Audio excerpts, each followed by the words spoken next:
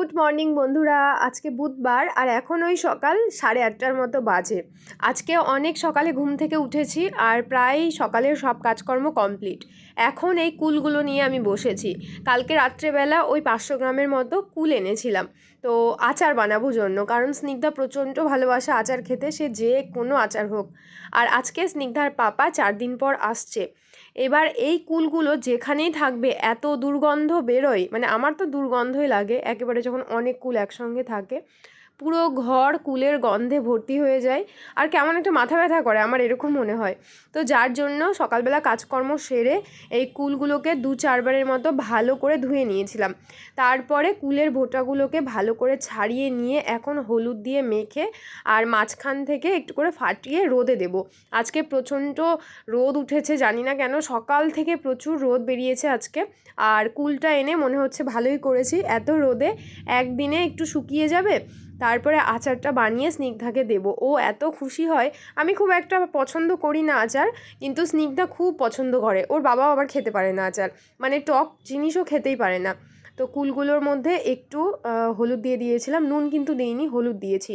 আর এখন দেখো রোদে রেখে দেবো, ওই বিকেলের দিকে নিয়ে যাব, তাহলে অনেকটা শুকিয়ে যাবে। কালকে রোদে দিলে আরও ভালো হতো।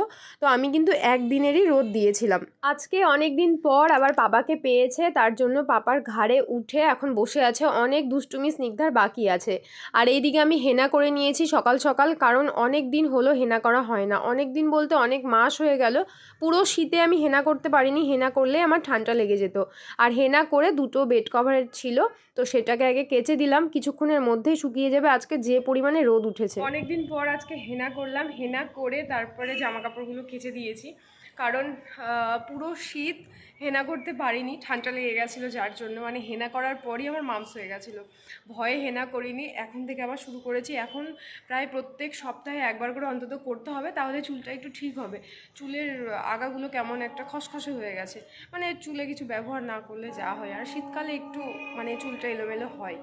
তো এখন গিয়ে স্নান টান করে, বেশিক্ষণ অবশ্য হেনাটা রাখা হয়নি আমার, ঘর মুছবো, আর একটু থাকলে হতো, মানে আর কিছুক্ষণ ওয়েট করলে হতো। তো স্নান টান করে তারপর রান্নাটাও বসাতে হবে। রান্নাঘরে এসে দেখছি স্নিগ্ধার বাবা মাছ এনেছে, তো ভাবলাম মাছটাকে আগে ধুয়ে ফ্রিজে রেখে দিই, তারপরে স্নান করব, কারণ স্নান করে পুজো করতে আমার অনেকটা সময় লাগে। আর এখানে এনেছিল জ্যান্ত ব্রিগেড মাছ।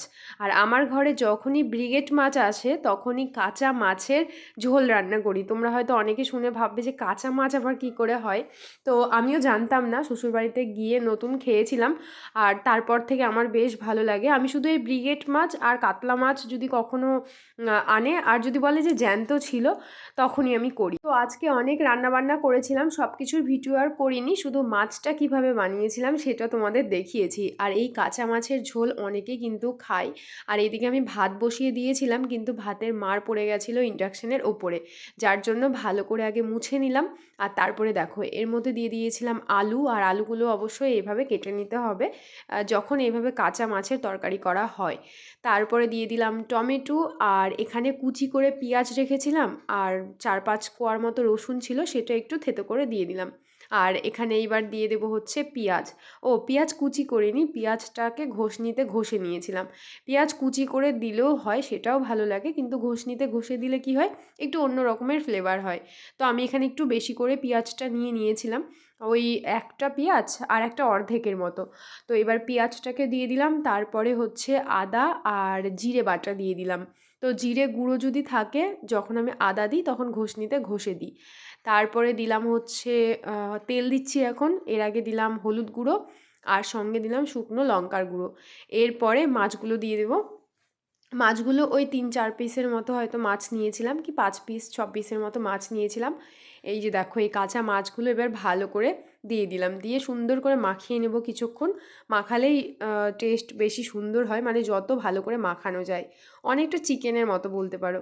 তারপরে একটু বেশি করে জল দিয়ে দিলাম। এবার ঢাকনা দিয়ে কিছুক্ষণ রান্না করতে হবে, তারপরেই হয়ে যাবে আমার কাঁচা মাছের তরকারি। ওখানে করেছিলাম মান বাটা, আর এখানে করেছিলাম বেথর শাকের ঘন্ট, আর এখানে করেছিলাম সজনে ডাঁটা, আলু, টমেটো দিয়ে সবজি।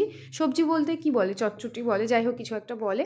আর এখানে ছিল মাছের ঝোলটা। পরে দুটো মাছের মাথাও স্নিগ্ধার পাপাকে ভেজে দিয়েছিলাম। দুপুরের পর থেকে কোনো ভিডিওই করা হয়নি, কারণ স্নিগ্ধার নাচের ক্লাস ছিল। ওকে ক্লাসে রেখে তারপরে স্নিগ্ধার পাপা আর আমি দুজন মিলে গিয়েছিলাম একটু বাজারে।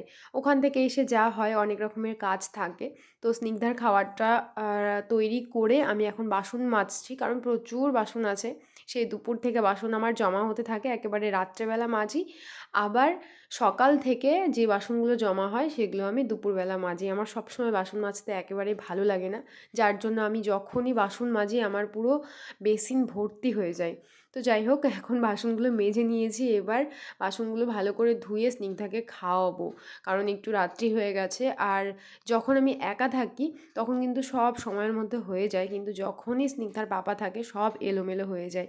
আর একটা কথা তোমাদের বলে দিই, যারা শেষ পর্যন্ত ভিডিওটা দেখছো তাদেরকে আমি হোম ট্যুর ভিডিওটা খুব তাড়াতাড়ি দেবো। আসলে বুঝতে পারছি না আমি ভিডিওটা কিভাবে শুরু করব। এখন মনে হচ্ছে ভিডিওটা আমাকে একা একাই করতে হবে, স্নিগ্ধার পাপার আশা করলে আর হবে না। তো যাই হোক, আমি একটু চিন্তা ভাবনা করি কিভাবে ভিডিওটাকে সাজাবো, তারপরে আমি হোম ট্যুর ভিডিওটা দেবো। আর এখানে এখন স্নিগ্ধাকে খাওয়াচ্ছিলাম, ওকে খাওয়ানোর পরে তারপরে আমরা খাবো। তো আজকে ভিডিওটাকে এই পর্যন্ত রাখছি, দেখা হচ্ছে কালকে।